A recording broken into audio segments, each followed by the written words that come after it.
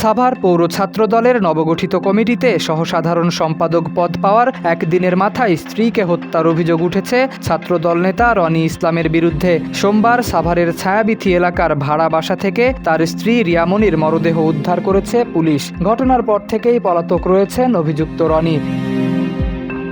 Police ও স্থানীয় সূত্র জানায়, প্রায় ৬ মাস আগে সাভারের ছায়াবিথি এলাকার ডাক্তার ABM শহীদুজ্জামানের বাড়ির দ্বিতীয় তলার একটি ফ্ল্যাট ভাড়া নিয়ে বসবাস শুরু করেন রনি ইসলাম ও তার স্ত্রী রিয়ামনি। পেশায় টাইলস কন্ট্রাক্টর রনি গতকাল ঘোষিত সাভার পৌর ছাত্র দলের কমিটিতে সহসাধারণ সম্পাদক পদ পান।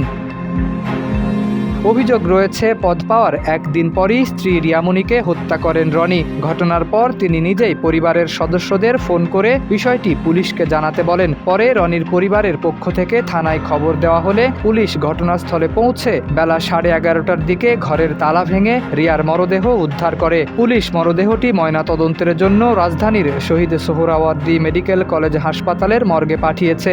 ঘটনার পর থেকেই অভিযুক্ত রনি ইসলাম পলাতক রয়েছেন। সাভার মডেল থানার উপপরিদর্শক SI রমজান আলী বলেন, প্রাথমিকভাবে এটি হত্যাকাণ্ড বলে ধারণা করা হচ্ছে, তবে ময়নাতদন্তের প্রতিবেদন পাওয়ার পর মৃত্যুর প্রকৃত কারণ নিশ্চিত হওয়া যাবে। শরীফ উদ্দিন, ইত্তেফাক নিউজ।